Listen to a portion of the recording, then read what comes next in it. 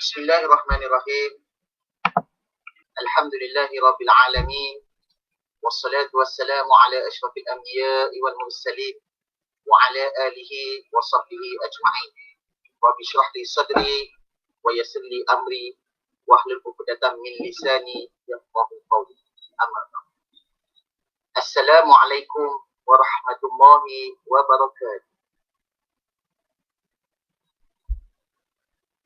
Yang berusaha Imam Razali bin Hanafi, Guru Besar SK Bandar Baru Sinto, yang dihormati penceramah jemputan pada malam ini, Al-Fadhil Ustaz Muhammad Zaim Hilmi bin Husin, Guru Pendidikan Islam SK Bandar Baru Sinto,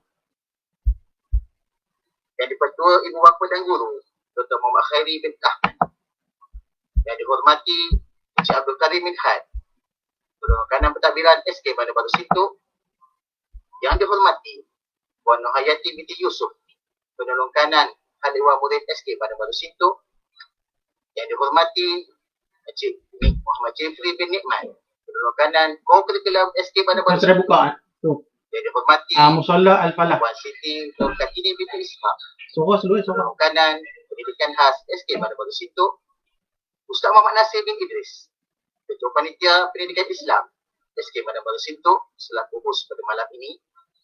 Barisan Guru SK Bandar Baru Sinto, barisan AJKPIBG SK Bandar Baru Sinto, waris-waris yang menonton, dan yang tak dilupakan juga anak-anak murid SK Bandar Baru Sinto yang turut sama pada malam ini. Pertamanya, marilah kita memanjatkan setinggi-tinggi rasa syukur kepada Allah Subhanahu wa Ta'ala. Kerana dengan limpah kurnia dan hidayahnya dua, kalau nak ubah tu tanpa buka tu tak boleh. Bertemu pada malam ini secara atas talian sebab dia akan nampak kat sini kan 18 Ogos 2021. Kalau ikut malam ni dah masuk 10 Muharram selepas maghrib. Bersempena menyambut Ma'al Hijrah 1443 Hijriah di bawah tema Manhaj Rabbani Ummah Berkualiti. Tidak lupa selawat serta salam kita kepada junjungan besar Nabi Muhammad sallallahu alaihi wasallam dan para sahabat di atas segala pengorbanan dan perjuangan agama, perjuangan agung menegakkan syiar Islam di segenap penjuru bumi Allah Subhanahu wa Ta'ala. Mudah-mudahan berkat tahun baru ini kita sentiasa dikurniakan kekuatan dan keikhlasan untuk meneladani pengorbanan dan ketakwaan generasi Islam terdahulu. Bagi memohon keberkatan majlis, marilah sama-sama kita menadah tangan mohon kepada Allah Subhanahu wa Ta'ala agar memudahkan perjalanan majlis kita pada malam ini. Oleh itu kita mulakan dengan tutur kita Al-Fatihah. A'udzu billahi minasyaitonir rajim.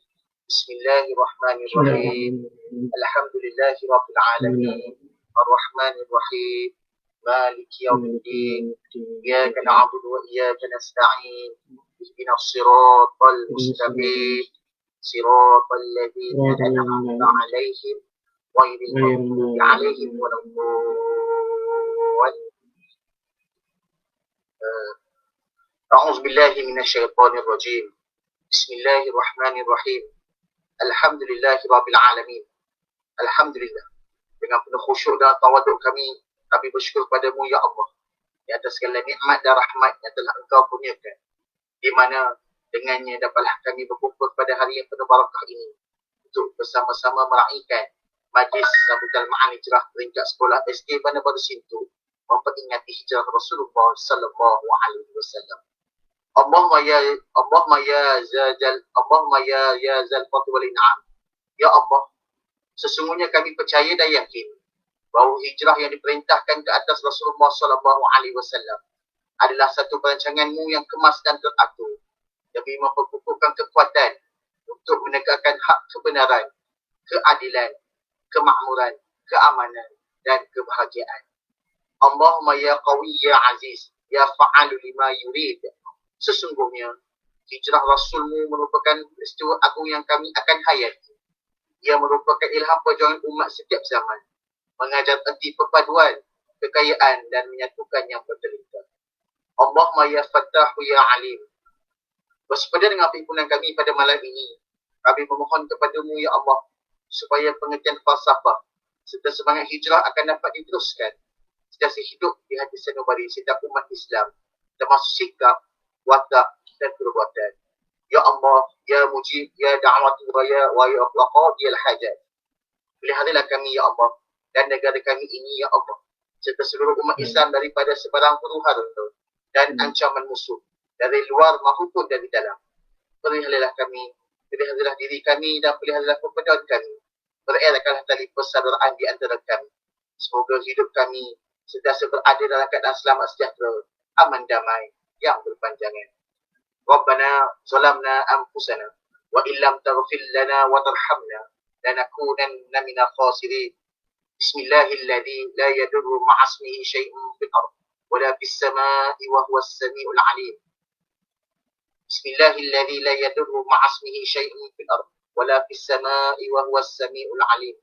Bismillahilladzi la yadurru ma'asmihi syai'un fil ardh wa la fis samaa'i wa huwas samiul 'alim. Allahumma inna na'udzubika minal baras wal junun wal judam wa min sayyi'il asqam. Wa sallallahu ala sayyidina Muhammad wa ala alihi wa sahbihi wa baraka wa sallam. Subhana rabbika rabbil izzati amma yasifun wa salamun alal mursalin walhamdulillahi rabbil alamin.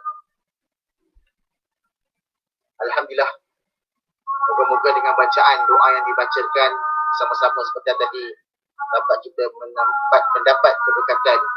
Bagi sama-sama pada malam ini mendapat keberkatan ke atas insya-Allah. Hadirin yang dimuliakan pada malam ini di kalangan pendengar-pendengar yang berada di dalam talian.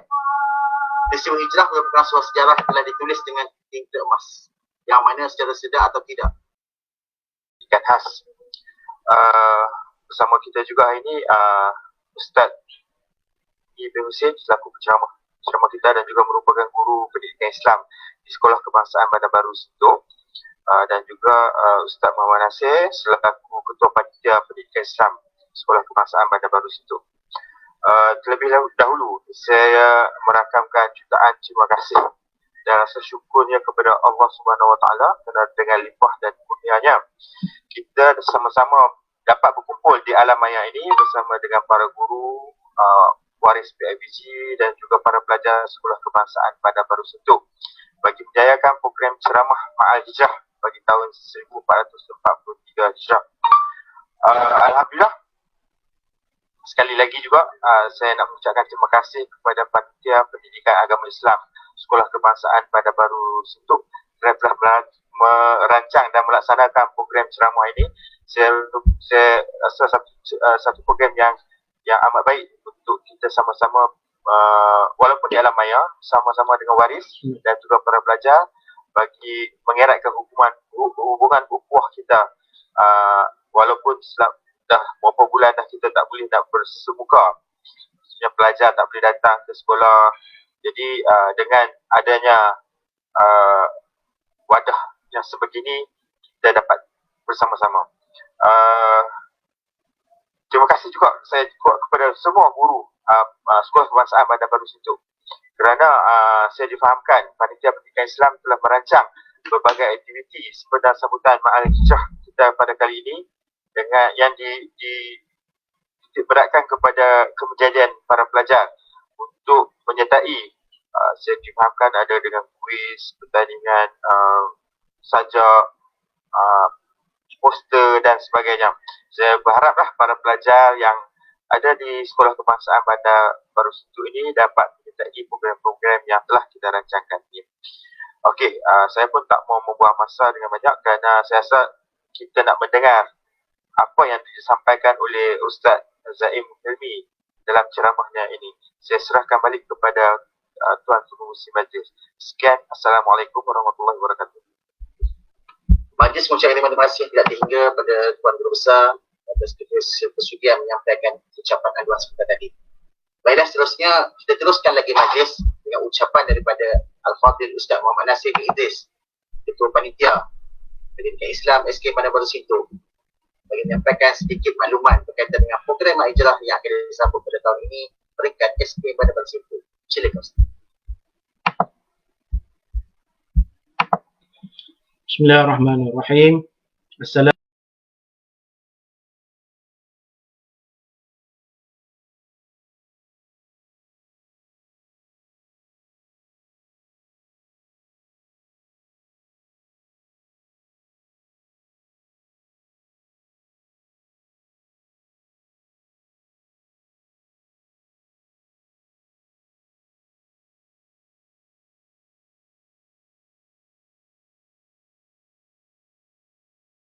dalam majlis ceramah pada malam ini. Alhamdulillah.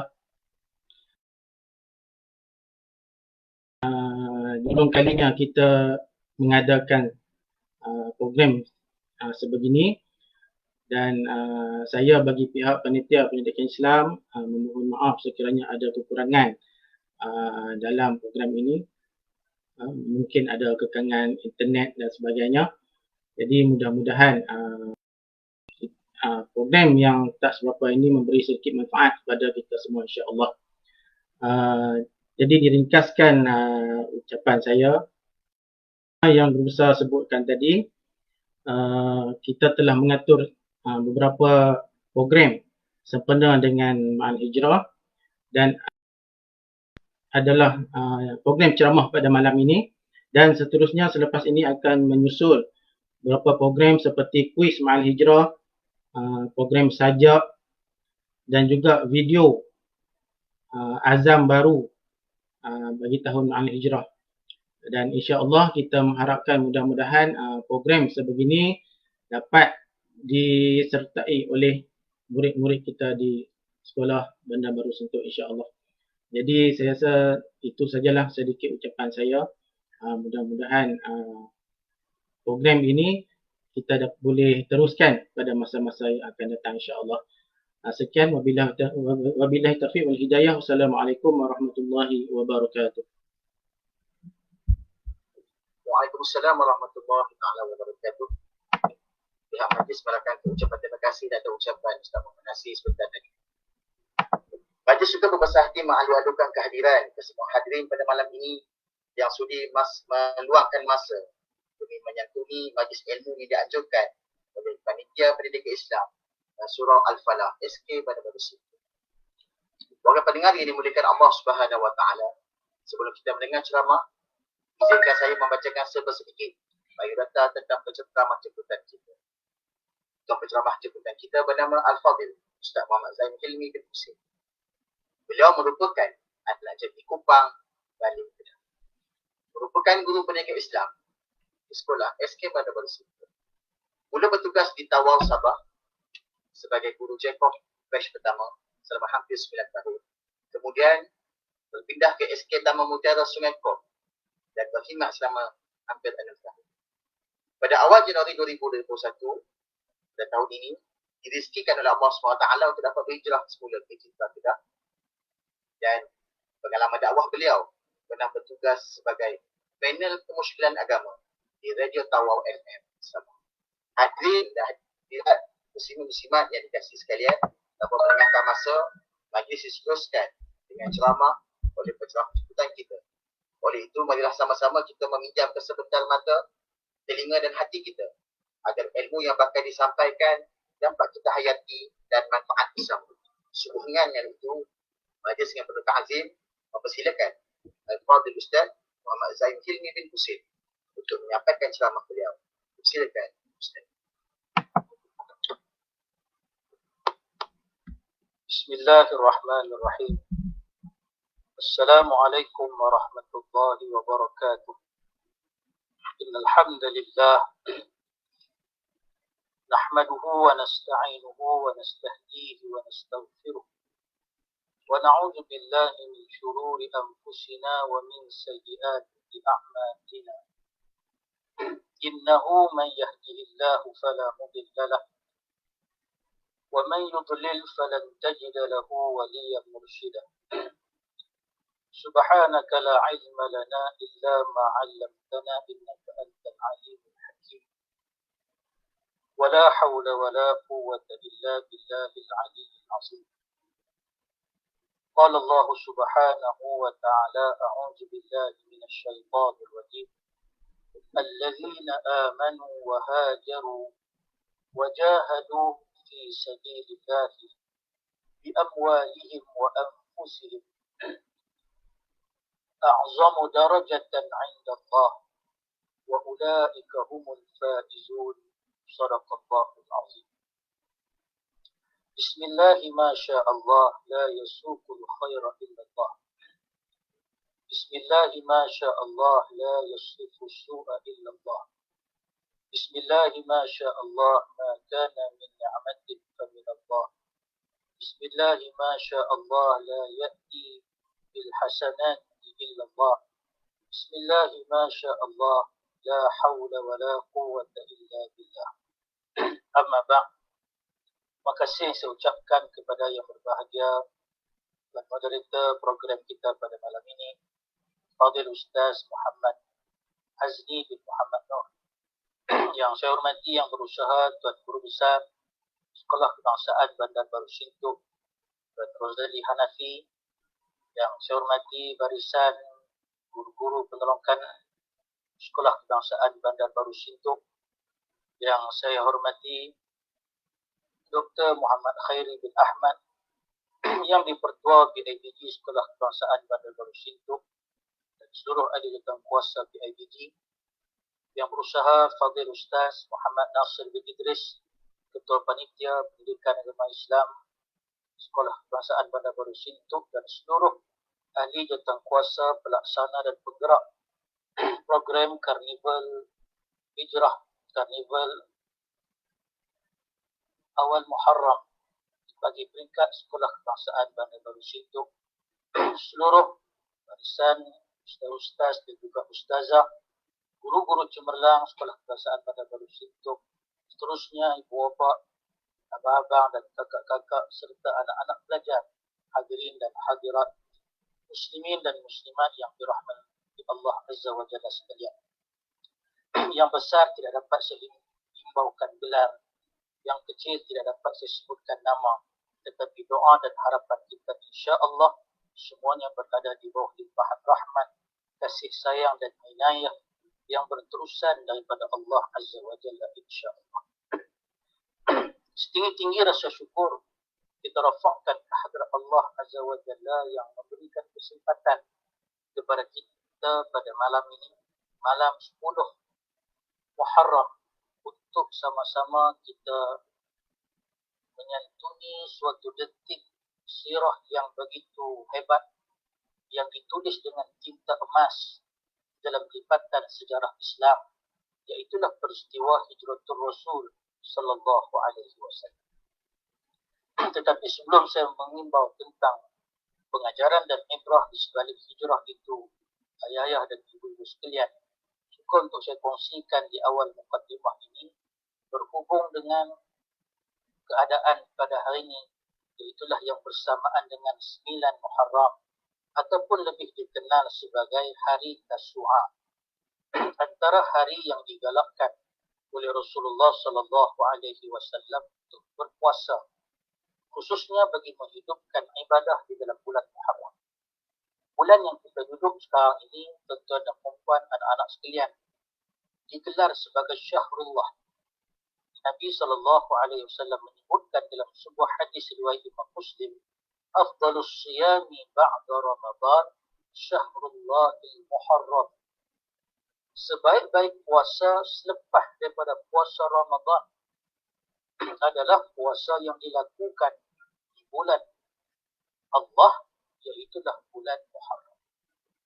Ketika menafsirkan hadis ini, Al-Hafiz Ibn Rajab menjelaskan, apabila Rasulullah sallallahu alaihi wasallam menyandarkan bulan Muharram ini dengan panggilan bulan Allah, menggambarkan kelebihan yang ada pada bulan ini, termasuklah kelebihan berpuasa di dalam.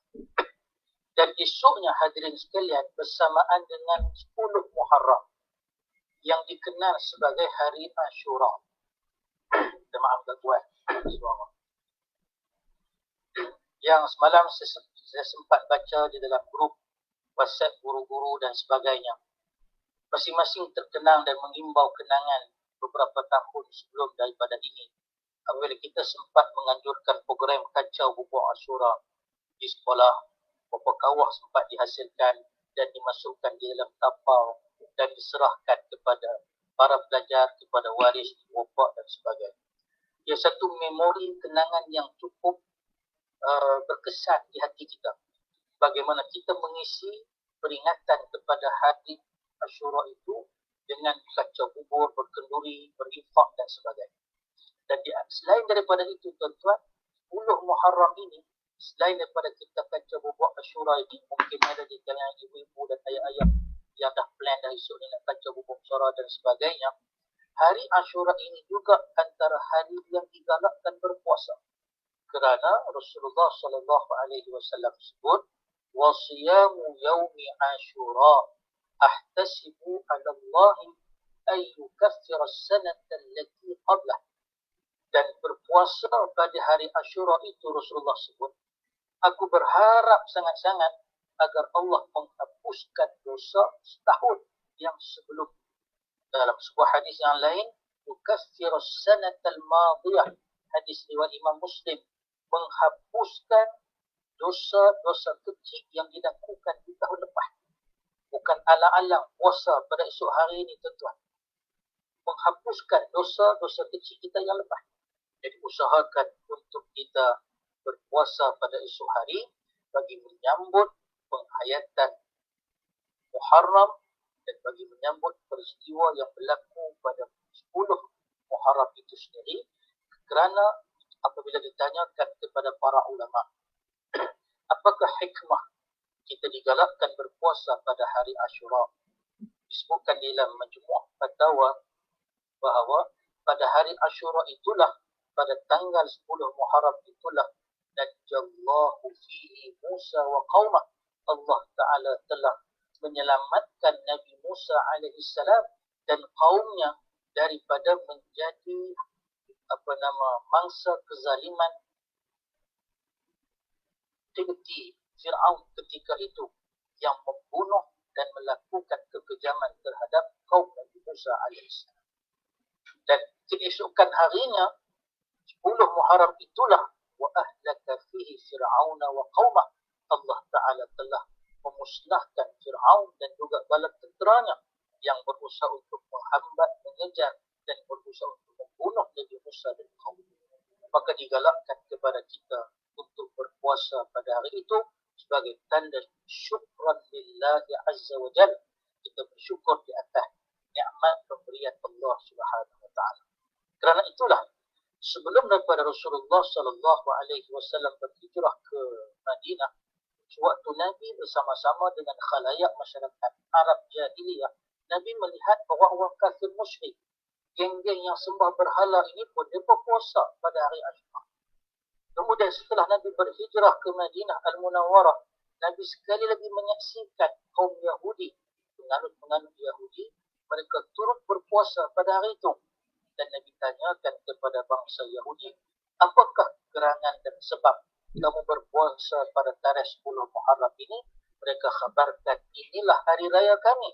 Allah telah menyelamatkan Musa daripada kekejaman Fir'aun dan kami meraihkan hari raya itu dengan berpuasa pada hari. Nabi katakan kepada Yahudi Madinah ketika itu, kalau begitu aku lagi berhak, aku lagi layak untuk berpuasa pada hari ini, kerana Musa dan aku masing-masing membawa cabaran dan juga risalah akidah yang diperjuangkan daripada sejak zaman masa. Hadirin yang dimuliakan Allah Subhanahu wa taala sekalian, kerana itulah dalam satu rangkuman Twitter yang dipostkan oleh Ustaz Dr. Ahmad Isa Al-Ma'asrawi, dia menyebutkan satu catatan dalam kitab Siyar bin A'lamin Nubala. Suatu ketika Imam Az-Zuhri di dalam permusafiran, jalan jauh, dan sampai kepada tarikh 10 Muharram, fasama Ashura.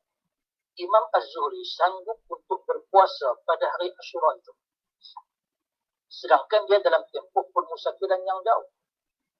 Maka dikatakan kepada Imam Az-Zuhri, lima tasumu wa anta tuftir fi Ramadan? Kenapa kamu berpuasa pada hari Ashura ini, tuan? Sedangkan kami lihat engkau pernah membuka puasa di bulan Ramadan, sedangkan ketika itu engkau bermusafir. Kamu tak puasa pada bulan Ramadan disebabkan bermusafir, tetapi kenapa pada 10 Muharram ini kamu berpuasa? Maka dijawab oleh Al-Imam Az-Zuhri, dia kata, aku meninggalkan puasa pada bulan Ramadan dalam keadaan aku bermusafir kerana aku diperbolehkan untuk mengqadha puasa itu pada hari-hari yang berikutnya. Ramadhan lahu iddatun min ayyamin ukhra. Aku boleh qada, aku boleh ganti puasa Ramadan ini pada hari-hari yang lain, pada bulan-bulan yang lain. Tetapi Ashura hanya ada satu ni. Kalau aku tidak berpuasa pada tarikh 10 Muharram ini, dia akan meninggalkan aku buat selama-lamanya. Kerana itu, aku berpuasa pada tarikh ini. Dan itulah penyair Arab menyebutkan, hal arhaqatka zunubu amin ghadir. Adakah kamu merasa lelah memikirkan dosa-dosa yang lalu? Wa turidu afwan min karimin qadir. Sedangkan kamu mengharapkan keampunan daripada Tuhan yang Maha Berkuasa. Abshir fa innal Mustafa qad dallana. Maka perhatikanlah berita gembira yang telah disampaikan oleh penghulu kita. Innal khataya tumhi bisawmil ashir. Sesungguhnya dosa dan noda yang kita lakukan bisa diampunkan Allah pada hari yang ke-10, iaitulah hari Ashura. Maka ayah ibu sekalian, jom kita berpuasa pada esok hari. Di antara martabat puasa Ashura ini, tuan-tuan, dia ada 4 martabat. Martabat yang pertama, puasa pada hari 9, yang ini puasa pada hari ini, 18 hari bulan. Kemudian puasa pada hari 10 Muharram, iaitulah hari Ashura, esoknya. Dan puasa lagi pada hari 11 Muharram, iaitulah pada 20 Ogos. Kita puasa pada 3 hari ini. Ini martabat nombor 1. Fashtahan. Martabat yang kedua, kita berpuasa pada hari ini, 9 Ashura, dan kita berpuasa pada hari yang ke-10, esoknya. Ini martabat yang kedua, martabat pingat perak. Ini pingat emas, ini pingat perak. Sama macam pingat yang dicapai oleh Datuk Azizul Hasni awal. Yang nombor 3, darjat yang ketiga ialah kita berpuasa pada hari 10 dan juga 11. Mungkin hari ada tak sempat, tentu 9 Muharram terlepas dah. Tak teringat nak puasa. Jangan lepaskan peluang untuk puasa esok. Dan puasa kembang dia keesokan harinya pula, itulah pada hari 11, pada hari Jumaat. Tak larat juga usahakan untuk berpuasa pada 10 Muharram sahaja. Inilah darjat yang keempat, iaitulah puasa pada hari Ashura sahaja. Dan kalau memilih untuk tak puasa pun tak ada masalah. Kerana ini adalah perkara yang berkait dengan sunnah dan juga afdaliyah. Cuma rugilah kerana kita meninggalkan satu-satunya puasa yang dijanjikan oleh Rasulullah SAW yang bisa menghapuskan dosa kita yang telah lepas. Ayuh hadirin dan hadirat sekalian, cabaran dan juga penghayatan ibrah hijrah kita yang pertama pada tahun ini, kita cuba untuk menghidupkan hari-hari di dalam Muharram ini dengan memperbanyakkan ibadah puasa di dalamnya, kerana ia antara ibadah yang diberikan afdaliyah ataupun keutamaan yang begitu tinggi di dalam agama kita, insya-Allah. Seterusnya, muslimin dan hadirin yang dimuliakan Allah Subhanahu wa taala sekalian. Yang kedua yang saya ingin kongsikan dalam kesempatan pada malam ini adalah berhubung dengan persoalan hijrah. Kalimah hijrah disebutkan begitu banyak sekali dalam Al-Quran. Dalam catatan para ulama, kalimah hijrah disebut sebanyak 28 kali. Di dalam 28 kali itu, 12 kali kalimah hijrah ataupun arahan hijrah ini disebutkan dalam lafaz past tense ataupun fi'il madhi. Ada 3 kali disebutkan dalam lafaz fi'il mudhari', iaitulah future tense ataupun present tense. Dan ada sekali arahan hijrah dalam bentuk singular, sekali disebutkan, dan ada 4 kali perintah hijrah dalam bentuk plural. Kalimah muhajirin, iaitulah orang yang berhijrah, disebut-sebut sebanyak 5 kali. Kemudian perkataan muhajir, seorang yang berhijrah. Kalau tadi muhajirin ramai, yang ini muhajir disebut sekali, dan muhajirat, itulah untuk golongan penghijrah di kalangan wanita, disebutkan sebanyak sekali. Menunjukkan kepada kita tuan-tuan begitu besar sekali perhatian Islam terhadap isu yang berkait dengan hijrah ini. Kenapa?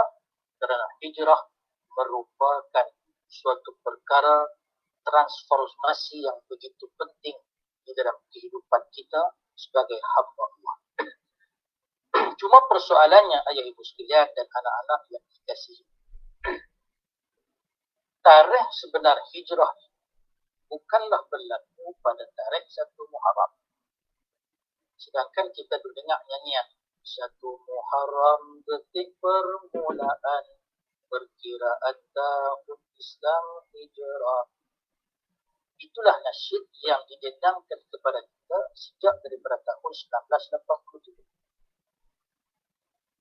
Tarikh yang sebenar seperti mana yang disebutkan oleh Syekh Sofiyur Rahman Mubarak Furi dalam kitabnya Ar-Rahiq Al-Makhdum, tarikh sebenar penghijrahan baginda Nabi sallallahu alaihi wasallam ialah pada tarikh 26 Safar tahun 14 kenabian bersamaan dengan 12 September tahun 622. Tak kena mengena pun dengan Muharram ini. Tapi pasal apa kita menyambut Ma'al Hijrah, sambutan awal tahun baru ini pada bulan Muharram? Ada cerita yang menarik pula di sebalik. Cuma saya ingin kongsikan dulu dalam kesempatan ini, pada tarikh 26 Safar itulah baginda Rasul telah mendapat perkhabaran daripada malaikat Jibril betapa musyrikin Mekah telah pun bersidang di Darun Nadwah dan mereka telah mencapai kata sepakat by hook or by crook Muhammad mesti diburu, ditangkap dan mesti dibunuh. Inilah resolusi yang telah dicapai oleh pemimpin Quraisy setelah mereka rasa tak boleh pirah dan tak boleh biar Muhammad ini untuk meneruskan dakwahnya di Mekah. Kita mesti tamatkan riwayat. Maka apabila perkhabaran itu sampai kepada baginda Rasul sallallahu alaihi wasallam, Nabi yang telah sekian lama mengatur perjalanan hijrah ini akhirnya mengajak Sayyidina Abi Bakar As-Siddiq pada tarikh 27 Safar, keesokan harinya, untuk mula bergerak berhijrah. Tetapi bijaksananya Nabi, strategisnya Rasulullah sallallahu alaihi wasallam, Nabi tidak memilih jalan seperti mana laluan biasa, laluan rutin masyarakat Mekah nak pergi ke Madinah. Nabi tak ikut highway biasa yang dilalui oleh pedagang-pedagang Mekah yang nak pergi ke Madinah. Nabi mengambil jalan yang ternyata berbeza. Nabi memilih jalan yang ke selatan menuju ke arah Yaman untuk bermalam dan bersembunyi seketika di Jabal Nur. Di dalam Jabal Nur itu ada sebuah gua yang dikenal sebagai Ghari Sur ataupun Gua Sur yang terletak 5 batu daripada kota Mekah. Nabi berada di dalam Gua Sur itu selama 3 malam, adik-adik sekalian, daripada malam Jumaat hinggalah kepada malam Sabtu.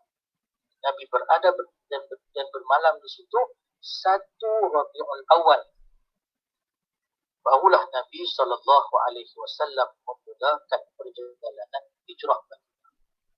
Banyak liku-liku yang berlaku kepada Nabi SAW dalam tempoh dan detik itu. Dalam perjalanan Rasulullah menuju ke Usfan, ketika itu Nabi dihalang dengan kemunculan Suraqah bin Malik. Kenapa Suraqah bin Malik mampu mengejar, mampu track Nabi sampai ke kawasan padang pasir itu? Juga ada kisah yang menarik di sebalik. Hinggalah Nabi sampai di kawasan perkhemahan Ummu Ma'bad yang merupakan khemah R&R di kawasan padang pasir itu. Perkhemahan Ummu Ma'bad, dia akan berikan makanan dan minuman kepada pedagang ataupun kepada mana-mana musafir yang singgah di situ. Hanya saja yang ada di perkhemahan Ummu Ma'bad ini adalah seekor kambing betina yang dah tua dah, yang dah kering kantung susunya dan juga beberapa makanan kering yang lain. Tetapi apabila Rasulullah SAW singgah di perkhemahan Ummu Ma'bad, Nabi sendiri yang memerah susu daripada kantung kambing betina yang tua itu. Ternyata keajaiban berlaku.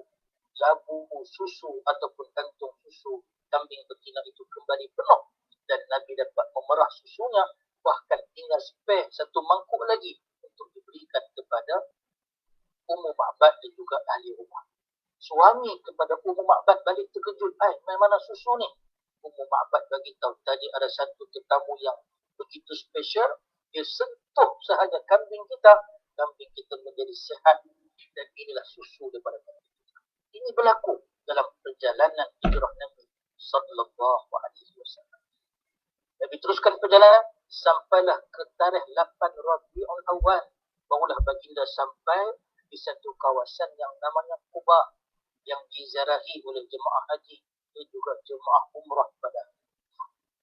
Di situ Nabi bermalam selama 4 hari, daripada hari Isnin, Selasa, Rabu dan juga Khamis. Dalam tempoh Nabi stay di Quba itulah Nabi mengasaskan Masjid Quba, masjid yang pertama dalam sejarah tamadun Islam. Kemudian esoknya Nabi SAW mula bergerak menuju ke perbatasan kota Madinah tarikh 12 Rabiul Awal bersamaan dengan 27 September tahun 622 Masehi. Nabi masuk ke Madinah dengan sambutan yang hilang gemilang. Maka lahirlah nasyid ataupun salawat burdah yang begitu masyhur. Tala'al badru alaina min saniyatil wada'. Itu antara gubahan syair yang dinyanyikan oleh penduduk Madinah di saat ketibaan Nabi sallallahu alaihi wasallam. Perjalanan hijrah Nabi daripada rumah baginda ke Gua Sur, kemudian melalui perjalanan yang begitu berliku jaraknya, mengambil masa selama 15 hari. Hadirin yang dimuliakan Allah Subhanahu wa taala sekalian.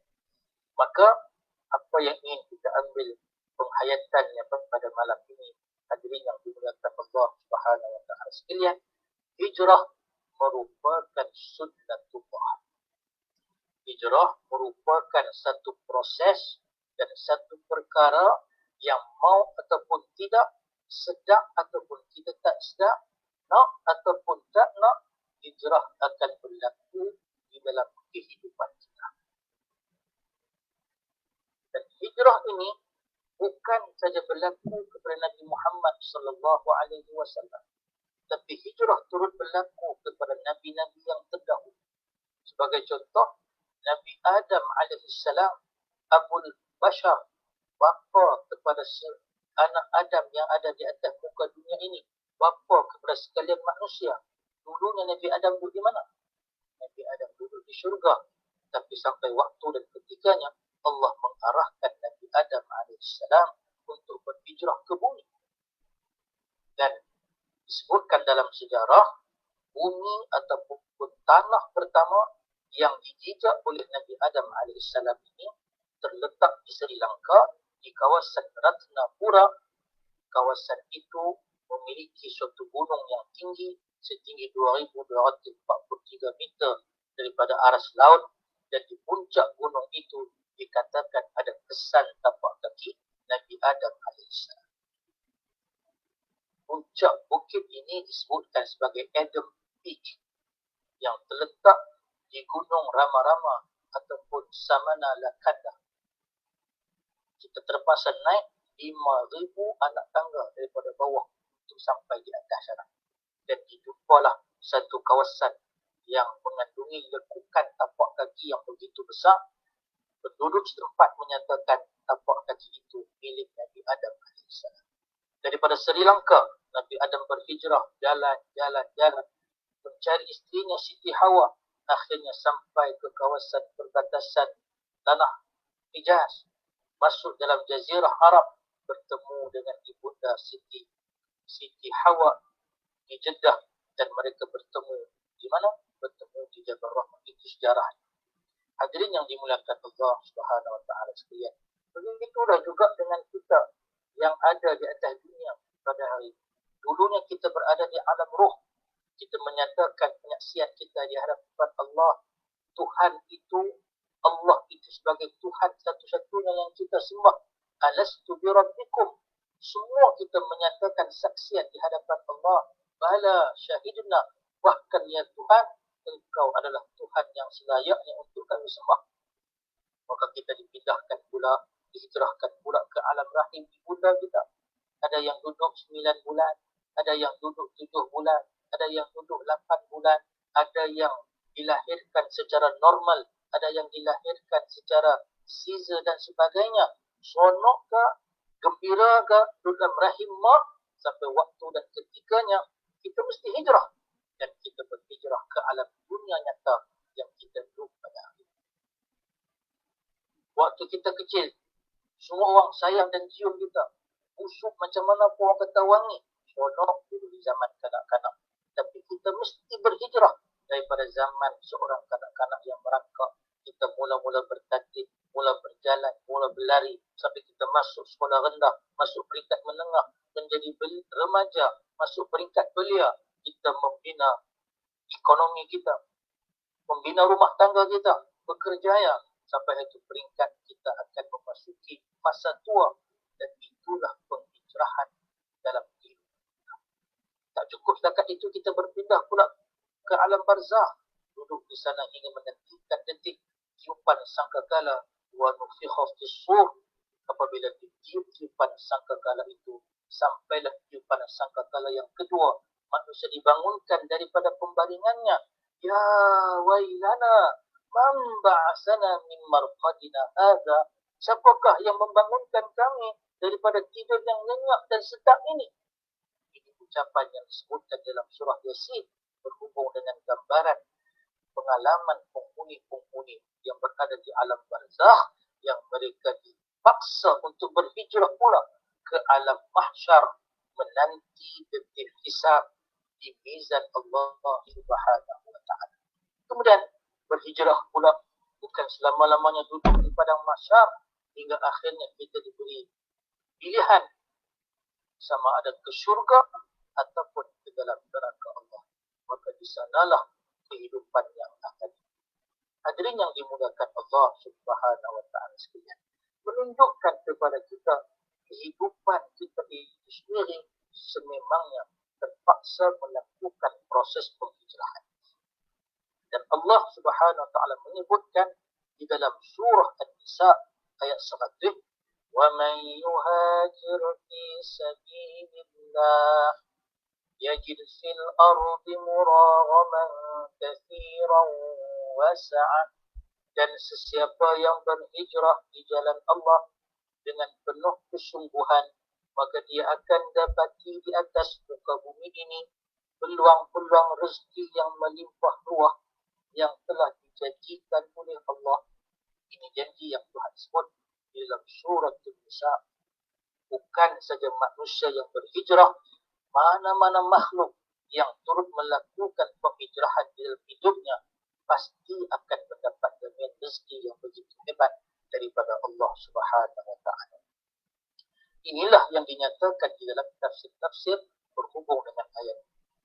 Sebagai contoh, di alam dunia ini tuan-tuan, adik-adik sekalian, antara haiwan hijrah selain daripada migratory bird, antara lagi binatang hijrah ini adalah turtle atau penyu.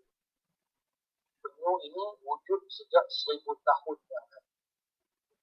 Tak ada mana-mana negeri yang boleh klaim kata penyu ini main daripada negara. Terengganu tak boleh klaim, walaupun setiap tahun penyu akan mendatangi pantai Terengganu. Kerana di Pahang pun penyu mendarat juga. Di Borneo, di pantai Sabah dan juga di Sarawak pun penyu mendarat. Kerana penyu ini berasal daripada Australia. Dan mereka ini berhijrah, merentas perjalanan yang begitu ekstrim sejauh 4,830 km daripada negara asalnya untuk pergi ke pantai-pantai. Ini semata-mata untuk bertelur. Lepas tu dia tinggalkan telur.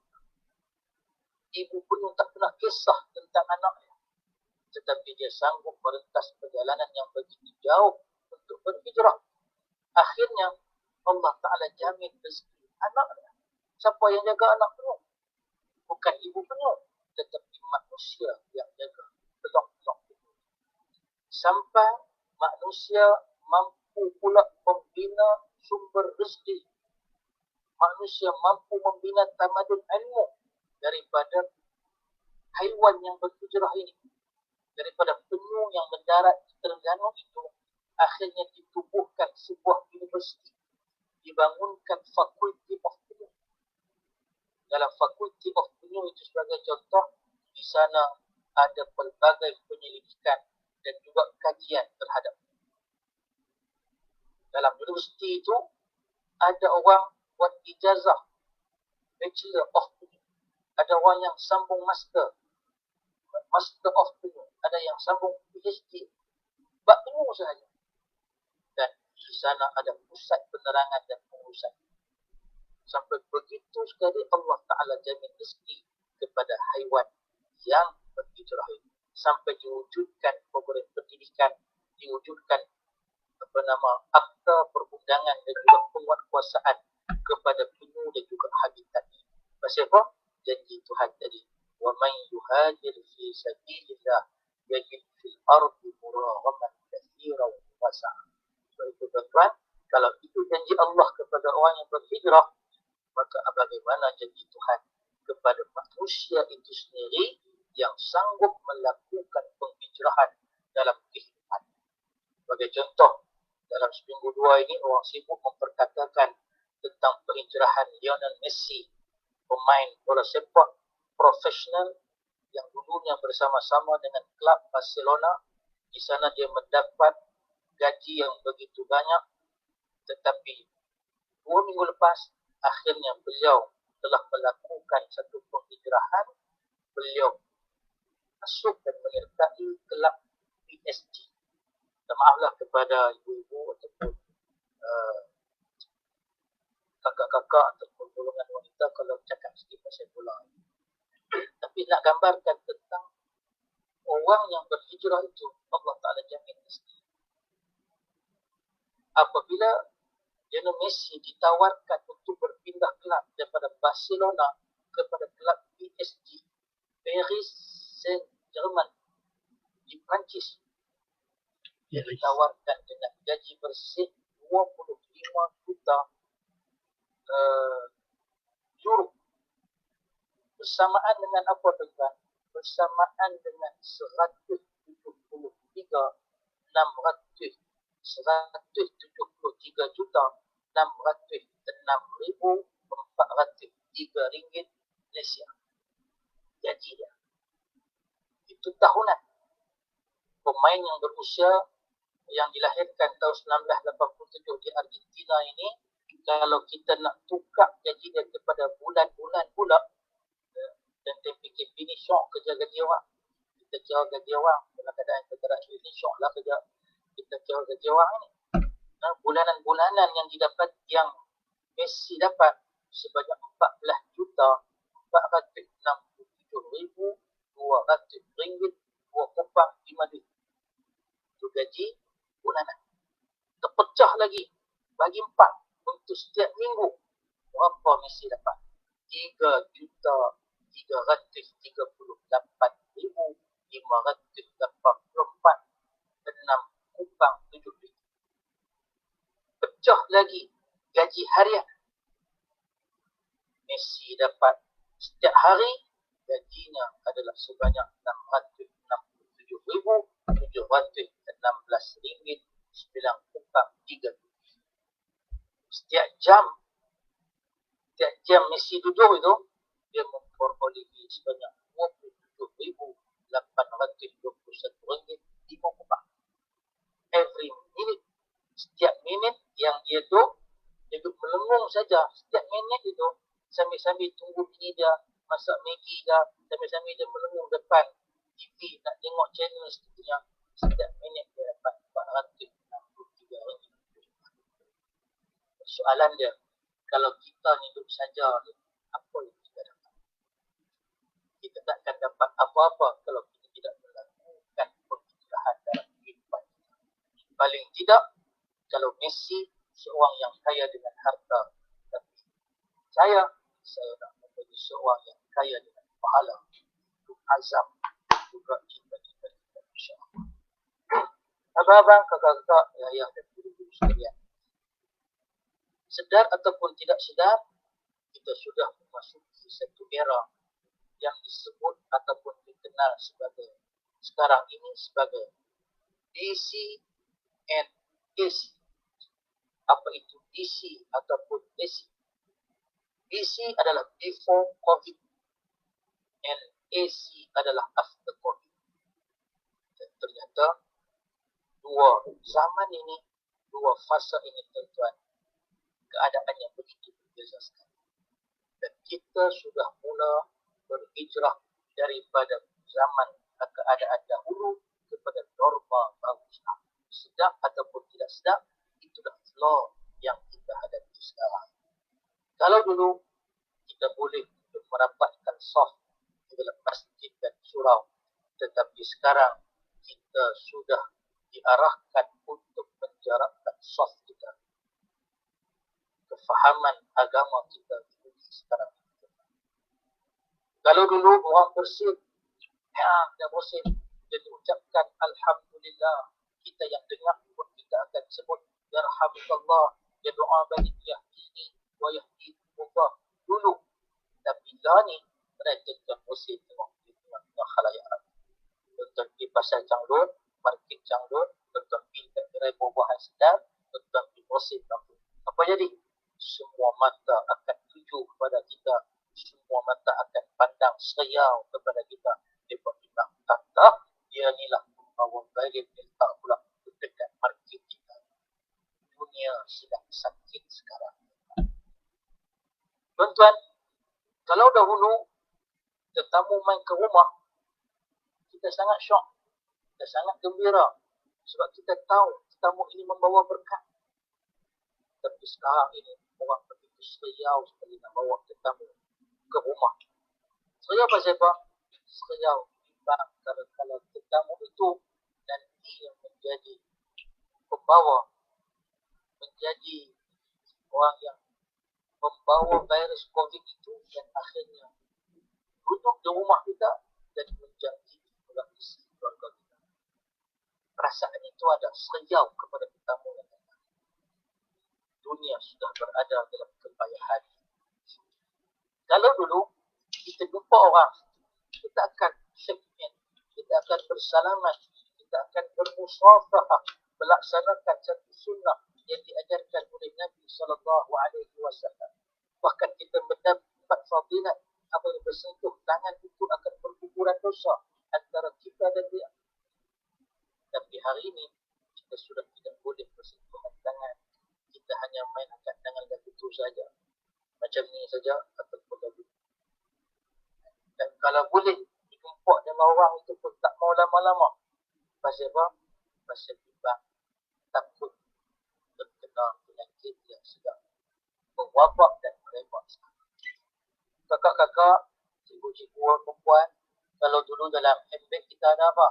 Dalam handbag kita ada perfume. Dalam handbag kita ada action tool.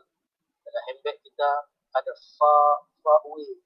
Dalam handbag kita ada macam-macam dia nama minyak wangi yang mengharum.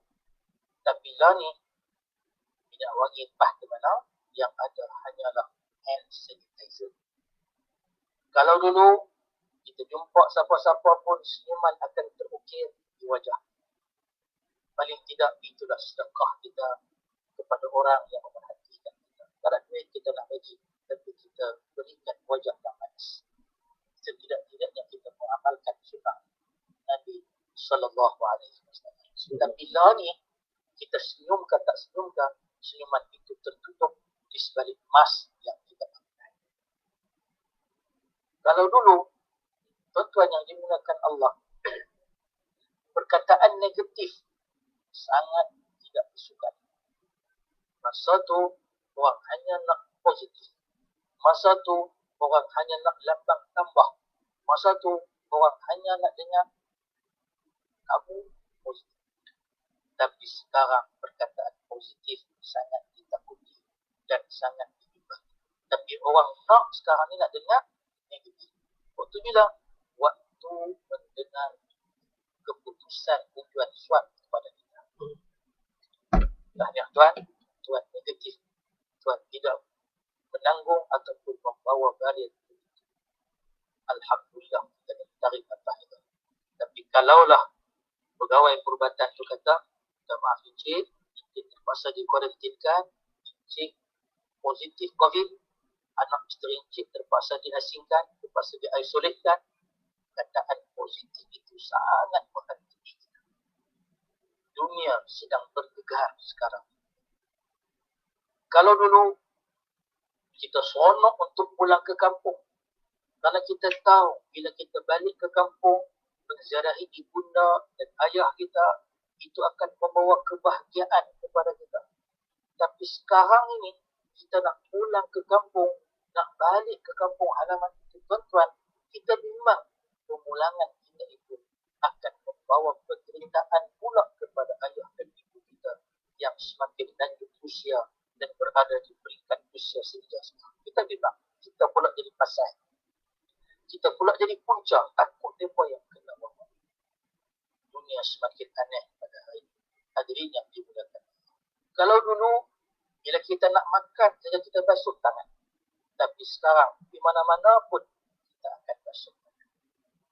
Sekarang ini orang sedang menanti-nanti bilalah dia nak dapat kupon untuk hadir ke masjid sebagai tetamu untuk menunaikan solat Jumaat. Kalau dulu tak ada masalah untuk setiap minggu. Kalau dulu kita boleh berhimpun dan kita boleh laksanakan ceramah macam ni di dewan yang terbuka, di dewan utama sekolah, diadakan peringkat tahap 1, tahap 2, ataupun kita himpun sekali dengan ibu dan ayah, kita boleh pergi ke sekolah. Tapi mulai norma baru ini, jangan harap kita tak dapat lakukan keadaan yang sama. Kita terpaksa berhijrah ke norma baru pada hari ini. Kalau dulu anak-anak bisa bersemuka dalam PDPC di sekolah, boleh bertemu dengan cikgu, belajar secara berdepan. Tapi sekarang anak-anak tuan-tuan berhijrah dalam suasana PDPR. Entah sampai bila kita akan berhadapan dengan suasana ini, wallahu a'lam. Tapi inilah cabaran hijrah norma baru yang kita duduk pada. Hari-hari kita memikirkan sambil-sambil bertengok statistik itu, bilalah kita nak beralih ke fasa yang kedua, bilalah kita nak kembali kepada kehidupan yang normal. Ini penghijrahan yang kita sedang lalui sekarang. Kalau dulu tuan-tuan, kalau dulu pemimpin-pemimpin yang dilantik, mereka lah yang fikir soal rakyat. Tapi hari ini, rakyat pula yang terpaksa memikirkan soal ini pun hijrah juga. Dalam suasana kemudian politik yang berada pada hari ini. Dan satu perkara yang kita kena renung dan hayati bersama, ayah-ayah, ibu-ibu, rakan-rakan guru sekalian, bagaimana satu keberitaan baru yang sedang timbul. Keberitaan yang bagaimana? Kumpulan anak-anak yatim yang mereka ini kehilangan mak ataupun kehilangan ayah, ataupun ada yang diuji dengan kehilangan kedua-dua sekali. Serentak hilang disebabkan COVID-19.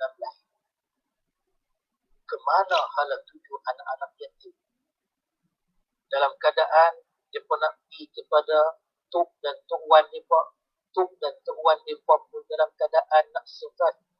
Hanya yang ada saja beda mereka.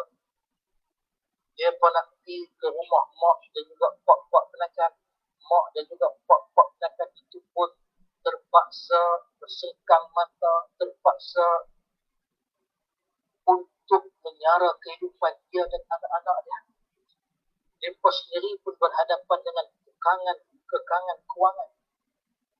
Mereka nak pergi kepada jiran-jiran yang ada sekeliling. Masing-masing jiran-jiran pun berhadapan dengan problem masing-masing. Kemana hala tuju anak-anak ini? Kemana mereka nak heret perut mereka dan tubuh mereka untuk mencari sesuap nasi dan tempat berteduh? Inilah cabaran yang kita hadapi sekarang. Maka, kalaulah kita merasakan kita susah, kita rasakan kita menderita, kita rasakan payah dah hidup kita ini, hijrah yang kita nak kongsikan pada malam ini, bahawa Nabi kita Muhammad sallallahu alaihi wasallam 1001 kali lagi payah, lagi sukar, lagi menderita berbanding kita.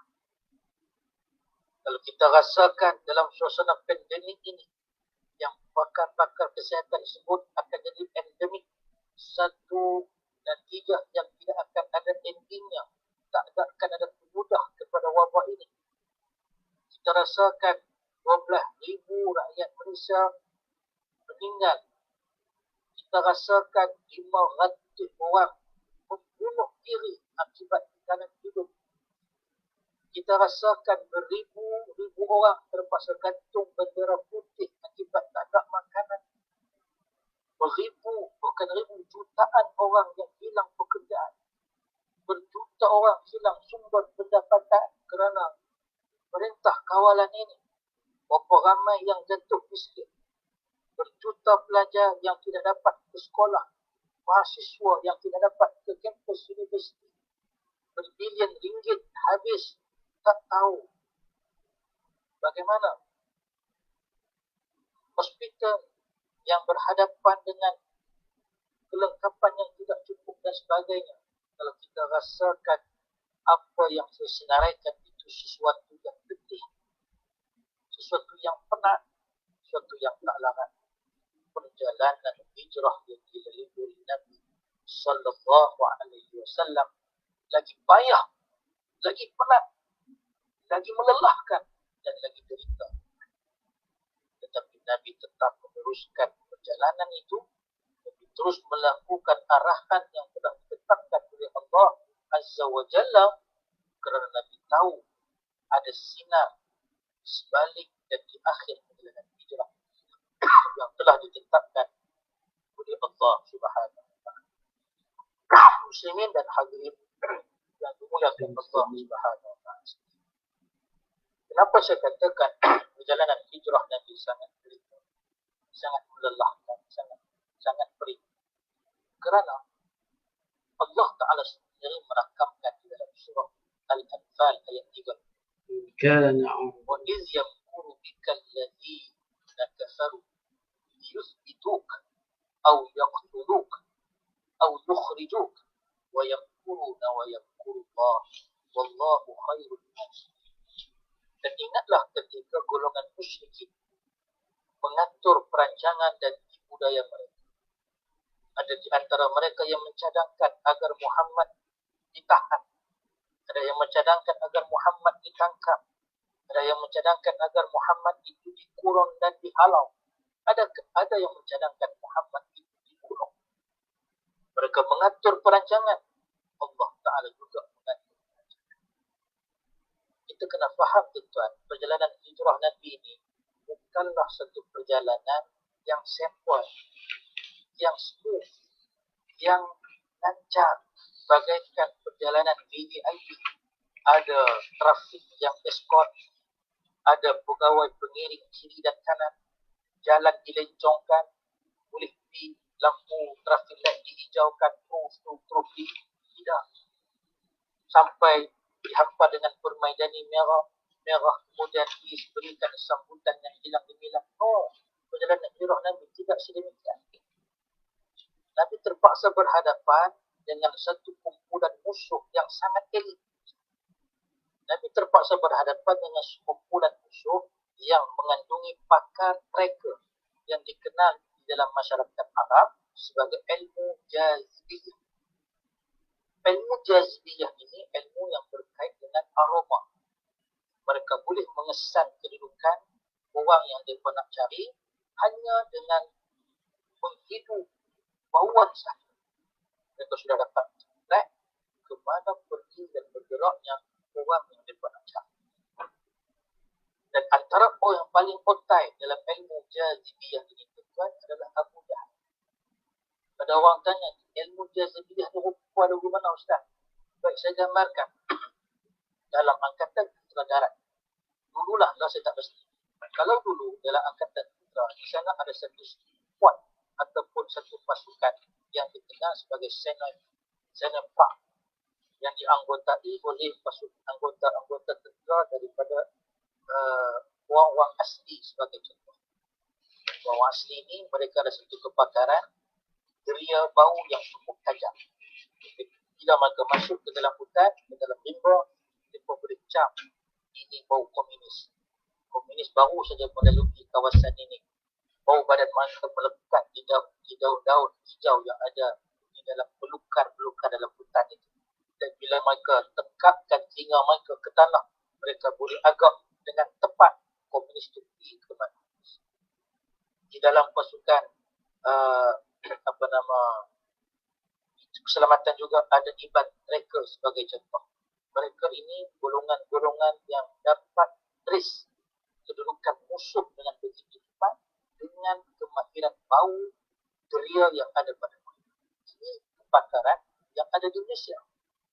Yang ada di tanah Arab pun tuan sempoi lagi. Paling hotai antaranya adalah Abu Jahal. Tuan bayang, ketika malam Nabi SAW nak berhijrah itu, rumah Nabi dikepung oleh 50 orang musuh. Anak-anak muda, samsing, pemuda-pemuda tahan nasab yang dibekalkan dengan sebilah pedang yang tajam, dan mereka diberikan setiap seorang dengan seekor kuda tunggal. Mereka diarahkan oleh bos mereka. Dengar saja arahan, Abu Sobu, Umar Muhammad, di dekat katil dia dan tikam dia. Pastikan pada setiap pedang yang kamu bunuh itu mengandungi titisan darah Muhammad. Ini arah untuk mereka. Tuan bayang, pada malam rumah Nabi dikepung, ada 50 orang. Setiap orang ini ada 2 kaki, 5 kali 2, 10 tapak kaki berada di sekeliling rumah. Dan setiap orang ada seekor kuda. Kuda ada 4 kaki, 50 kali 4. Itu ada 200 tapak kaki kuda yang berselang-seling dengan tapak kaki manusia. Tapi malam itu Allah Subhanahu Wa Taala mengarahkan kepada Nabi keluar dalam keadaan yang begitu sejahtera. Nabi bacakan sepotong ayat di dalam surah Yasin. وَجَعَلْنَا مِنْ بَيْنِ أَيْدِيهِمْ سَدًّا وَمِنْ خَلْفِهِمْ سَدًّا فَأَغْشَيْنَاهُمْ فَهُمْ لَا يُبْصِرُونَ.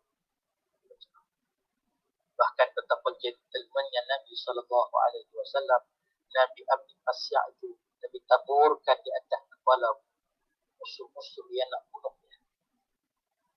Nak beritahu apa? Nak beritahu Nabi bukan keluar dengan cara pengecut atau diam-diam. Kalau ikut Nabi boleh bunuh mereka. Nabi boleh tepah tengkok mereka satu-satu sebab mereka pada waktu itu dalam keadaan yang nyenyak ditidurkan oleh Tuhan. Mereka tak sedar lagi keluar dengan. Tapi waktu Nabi keluar itu tuan, dalam keadaan tapak kaki Nabi bercampur baur dengan tapak kaki mereka dan juga tapak kaki kuda itu. Esoknya ketika Abu Jahal tengok persekitaran rumah kita. Abu Jahal tengok daripada arah pintu. Dia tengok. Dan dia dapat trace ini jejak kaki Muhammad. Dan mesti dipori dia ikut arah dan laluan. Dan betapa trackers yang ada pada zaman Nabi itu, walaupun Nabi bergerak mengikut padang pasyak ini tempat. Jejak yang kita lalu dia akan hilang. Kalau kita lalu di tepian pantai, di tepi pasyak itu jadi ombak main, tapak kaki kita akan hilang. Kalau di padang pasir pun sama, angin akan tiup. Kan kita tengok dalam filem Bajrani Baijan, dan ketika mana dia melalui kawasan sempadan Pakistan itu, bila dia lalu di kawasan tanah pasir itu, jadi angin tiup, jejak itu hilang. Walaupun jejak itu hilang, Nabi SAW terpaksa ubah Amir bin Fuhairah, seorang pengembala dan juga kawanan kambing dia, untuk ikut follow jejak tapak kaki Nabi agar tapak kaki Nabi ini ditutup dengan tapak-tapak kaki kambing tersebut. Dalam keadaan yang macam tu pun nakes yang ada pada zaman jahiliyah, itulah pengamal jazibiyah ini daripada patris Nabi hingga sampai di Gua Tur. Hingga Nabi dikejar oleh Suraqah bin Malik dalam perjalanan ke Usfan, kerana Suraqah bin Malik juga antara mereka yang hadap dalam perjalanan. Dia pun nak cari Nabi ni apa?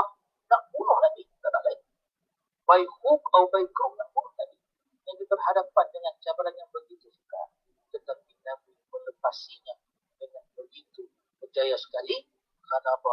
Kerana Allah Subhanahu Wa Taala nak ajak kepada kita tentang betapa dalam kesukaran hidup ini bergantunglah kepada Allah Subhanahu Wa Taala, sebagaimana bergantung dan tawakalnya Nabi Sallallahu Alaihi Wasallam untuk melaksanakan apa yang telah ditetapkan oleh Allah Subhanahu Wa Taala. Masa sangat mencukupi kita tuan, tidak ataupun tidak ada sampai 9:53 dah. Maka saya nak akhirkan dalam kesempatan bicara pada malam ini. Lalu apa yang kita nak hijrahkan dalam hidup kita? Persoalan yang akhirkan ini disebutkan oleh Nabi SAW di dalam hadis-hadis begini. Antara hijrah yang sebenar yang boleh kita apply dan implementkan pada hari ini ialah innal muhajira man hajara ma nahallahu anhu. Sesungguhnya orang-orang yang berhijrah itu ialah orang yang meninggalkan perkara yang ditegah oleh Allah Subhanahu Wa Taala. Ketika Nabi ditanya oleh para sahabatnya, ayyul hijrati afdal? Hadis dalam riwayat Sunan Abi Daud. Apakah hijrah yang paling afdal ya Rasulullah? Sebab ada beberapa soalan yang sahabat tanya. Iman yang afdal bagaimana? Islam yang afdal bagaimana? Dan salah satunya persoalan hijrah yang afdal bagaimana? Nabi jawab, man hajara ma harramallah. Siapa-siapa yang berhijrah dan meninggalkan perkara yang diharamkan oleh Allah. Dalam hadis yang ketiga, Rasulullah memperincikan lagi apakah maksud pada meninggalkan perkara yang diharamkan. Apakah maksud meninggalkan perkara yang ditegah dalam agama? Wal muhajiru man hajara al-khataya wal dhunuba. Orang muhajir, orang yang berhijrah ini adalah mereka yang meninggalkan kesalahan dan juga dosa. Hadis riwayat daripada Imam Ahmad. Jelas tuan-tuan pada 3 hadis yang saya kongsikan di sini, hijrah bukan sekadar perpindahan fizikal daripada satu tempat ke satu tempat, tapi hijrah adalah proses peralihan, proses transformasi daripada satu keadaan kepada keadaan yang lebih baik. Karena itulah Nabi SAW sebut dalam ungkapan baginda bahawa orang yang bukan Nabi sebut, Sayyidina Ali bin Abi Thalib sebut, man kana yawmuhu khairan min amsihi fahuwa rabih. Siapa-siapa yang harinya sekarang ini lebih baik daripada hari kemarin, dia termasuk di kalangan orang yang beruntung. Wa man kana yawmuhu, sama aja macam kemarin, tak ada perubahan, maka dia maghbun, dia orang yang sangat rugi. Wa man kana yawmuhu syarran min amsihi fahuwa mal'un. Siapa-siapa yang harinya hari ini lebih teruk, lebih jelek daripada hari kemarin, maka dia orang yang terhadap. Maka tuan-tuan, orang yang buruk perhati. Yang sampai kita rasa buat dosa ni tak ada apa-apa pada kehidupan kita. Jangan sampai kita rasakan perlakuan dosa ni bagaikan lalat yang hinggap di hidung kita. Kita tak rasa bersalah pun dengan apa yang kita perkatakan, apa yang kita viralkan, apa yang kita tulis, thesis dan sebagainya. Kita berhadapan dengan keadaan umat pada hari ini yang rasa dia nak bercakap apa sekali dia cakap. Hatta malaikat pun dia nak sound. Sampai ada ucapan yang menyatakan bahawa aku akan sound mungkar dan nakir. Aku akan sound mereka supaya sebab mak bapak dia. Ada di kalangan jiwa yang bercakap sedemikian. Dan ucapan itu disambut dengan hilai tawa yang begitu gah lagi daripada DJ yang tanya soalan kepada artis tersebut. Sedangkan dalam agama, persoalan alam akhirat perkara baik. Maka kita kena berhijrah daripada perkara-perkara yang sedemikian. Daripada keadaan yang buruk perangai kepada keadaan yang berakhlak. Jangan jadi orang yang buruk perangai, hati busuk bagaikan bangkai, halal diambil, haramnya dipakai, aib menimpa, malu terbarai. Tapi jadilah seorang yang berperangai elok. Orang yang berperangai elok tidak tercela. Akhlaknya dijaga, maruahnya bela. Umat Islam mesti seimbang iman dan taqwa, seimbang iman dan amal, seimbang lahir dan batin, seimbang kerja dengan lidah. Kerana inilah yang menjadi perkara yang disebutkan di dalam agama. Ini yang dimuliakan Allah Subhanahu wa taala sekalian. Maka persoalan yang kita ini disebutkan oleh Nabi SAW di dalam hadis-hadis begini. Antara hijrah yang sebenar yang boleh kita apply dan implementkan pada hari ini ialah Innal muhajira man hajara ma nahallahu anhu. Sesungguhnya orang-orang yang berhijrah itu ialah orang yang meninggalkan perkara yang ditegah oleh Allah Subhanahu wa taala. Ketika Nabi ditanya oleh para sahabatnya, ayyul hijrati afdal? Hadis dalam riwayat Sunan Abi Dawud.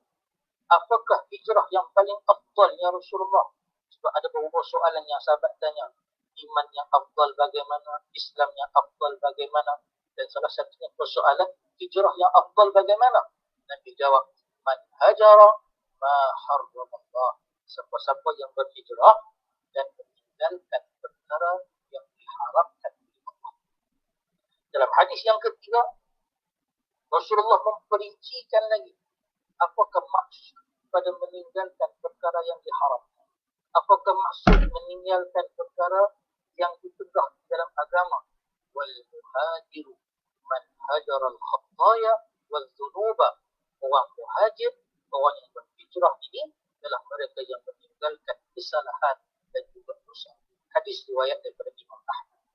Jelas tuan-tuan pada 3 hadis yang saya kongsikan di sini, hijrah bukan sekadar perpindahan fizikal daripada satu tempat ke satu tempat, tapi hijrah adalah proses peralihan, proses transformasi daripada satu keadaan kepada keadaan yang lebih baik. Karena itulah Nabi SAW sebut dalam ungkapan baginda bahawa orang yang bukan Nabi sebut Sayyidina Ali bin Abi Thalib sebut man kana yawmuhu khairan min amsihi fahuwa rabih. Siapa-siapa yang harinya sekarang ini lebih baik daripada hari kemarin, dia termasuk di kalangan orang yang beruntung. Wa man kana yawmuhu mislu amsihi fahuwa maghbun. Allah Subhanahu wa taala sekalian, maka untuk melakukan perkara yang baik ini tuan-tuan, dia mesti bermula dengan diri kita sendiri. Prinsip asas untuk melakukan perubahan ini 3M. Yang pertama mulai diri sendiri dengan suruh orang. Kita dulu yang kena berubah. Yang kedua, mulai dengan yang mudah. Mulakan dengan benda-benda yang simple. Jangan cari yang banyak-banyak. Lakukan perubahan. Yang ketiga, mulai sekarang. Sekarang itu pun panjang. Sekarang. Jika suku kata, now. Lalu juga dilakukan perubahan itu. Dan mestilah perubahan itu, tuan-tuan, dilakukan dengan istiqamah. Dengan konsisten. Dengan penuh semangat. Kerana apa? Kerana istiqamah dan semangat ini, dia mesti bergantian. Hidup di dunia ini penuh dengan cabaran. Tanpa semangat, binasalah badan. Hidup di dunia ini godaannya banyak. Tanpa semangat, maruah tercampur. Hidup di dunia banyak masalah. Tanpa semangat, hidup kan susah. Bila semangat kita sudah layu, masuk ke langgang pun berboleh malu. Bila semangat sudah padam, ke darat sesat, ke laut pun tidak karam. Bila semangat sudah melemah, duduk berunding, patah ke lidah. Bila semangat sudah hilang, alamat hidup kita diperhamba orang. Bila semangat sudah patah, sebarang kerja takkan memudah. Bila hidup tanpa semangat ini, tuan-tuan, hidup hanya umpama mayat. Bila semangat dah lari daripada hidup, baiklah mati. Kalau semangat sudah menipis, tuah tercampak, maruah terhapus. Tapi yang kita nak, kalau semangat sudah kuat dan kukuh, sebarang kerja tiada tertangguh. Bila semangat sudah berkobar, badan musuh tidak akan gentar. Bila semangat sudah menyala, perjuangan kita takkan tergedala. Bila semangat sudah menggebu, dicampak, dicabar, kita tidak akan lain. Mudah-mudahan itu sebanyak perkongsian yang kita share pada malam ini, memberi barakah, memberi kebaikan, mencetuskan bukan sekadar tahu, tetapi mahu untuk berubah pada malam ini. Mudah-mudahan saya yang bercakap dapat melaksanakan yang terbaik dalam pencerahan hidup saya dan juga tuan-tuan dan puan dalam kehidupan kita sehari-hari. InsyaAllah, aqulu qawli hadza wa astaghfirullahal azim wa lakum. Wassalamualaikum warahmatullahi wabarakatuh. Kembali kepada moderator kita, Fadil Ustaz Taslim. Silakan. Waalaikumsalam warahmatullahi taala wabarakatuh. Okay, tadi ceramah telah disampaikan dengan pengajaran jua teladan. Semoga apa yang telah disampaikan sebentar tadi dapatlah kita menambahkan ilmu dan dijadikan amalan dalam kehidupan seharian kita sebagai umat Islam yang ceritakan para Nabi dan Rasul. Ya, majlis merakamkan tujuan terima kasih yang tidak terhingga kepada Al-Fadhil Ustaz Muhammad Zain Kilmi di Musim di atas perkongsian ilmu yang cukup padu dan berinformasi pada malam ini. Sidang hadirin dimuliakan, saya selaku pengurusi majlis memohon ribuan kemaafan andai ada salah dan silap seperti yang saya mengendalikan majlis ini. Terima kasih yang tidak terhingga kepada semua pihak yang telah terlibat secara langsung ataupun tidak langsung dalam menjayakan majlis minggu pada malam ini. Semoga Allah Ta'ala menganjari pahala di atas kerja buat tuan-tuan dan puan-puan yang terlibat. InsyaAllah, jika diizinkan oleh Allah Subhanahu Wa Ta'ala, kita berharap pihak sekolah, pihak SD pada masa itu dapat menganjurkan majlis-majlis ilmu seperti ini pada masa-masa mendatang. Dan kita doakan juga Allah Ta'ala mengembalikan zaman kegemilangan yang ada pada sekolah ini untuk kita kembali memeriahkan majlis-majlis ilmu ini supaya kita dapat kembali bersemuka insyaAllah seperti maklum oleh bersama kita. Banyak ilmu-ilmu yang kita boleh sekarang ini tak terjangkau kita mendengar. So kita minta program-program seperti dapat terbanyakkan, dapat kita mendekatkan diri kita kepada Allah SWT di atas kefahaman yang kita boleh pada setiap majlis yang kita ada, insyaAllah. Sepanjang tempoh pandemik COVID-19 ini, suka saya mengingatkan ialah kita sama-sama menjaga kesihatan dan keselamatan diri dan juga keluarga masing-masing dengan mematuhi SOP yang telah ditetapkan oleh pihak pemerintah. Jagalah diri kita tuan-tuan dan puan-puan, kita jaga kita. Moga-moga dengan apa yang berlaku ini, sebab kata Ustaz tadi, apa yang kita rasa itu susah, apa yang kita rasa itu sukar, tapi Allah Ta'ala hanya beri sedikit kepada kita. Sedangkan para Nabi dan Rasul menerima kesukaran yang lebih sukar seribu satu kesukaran yang tak boleh kita hadapi, tak mampu kita hadapi tuan-tuan dan puan-puan. InsyaAllah satu motivasi yang baik daripada Ustaz pada kita semua pada malam. Saya cukup terasa dengan informasi tersebut. Oleh itu, berakhirlah sudah majlis kita pada malam ini. Saya ucapkan terima kasih kepada semua pihak yang terlibat yang menghadiri majlis pada malam ini. Kita anggaplah majlis ilmu ini bukanlah satu permulaan sahaja, tapi dia akan berterusan pada masa-masa mendatang. Tuan-tuan, ambillah peluang untuk kita sama-sama menjayakan mana-mana majlis ilmu. Kali itulah keperluan kita buat masa ini. Tuhan Allah Ta'ala menduga kita duga. Kita terduga dengan pelbagai perkara, tapi jawapannya ada pada majlis ini, insyaAllah. Oleh itu, majlis kita sudahi dengan lafaz yang mulia. Wabillahi taufiq wal hidayah. Assalamualaikum warahmatullahi wabarakatuh. Dan terima kasih.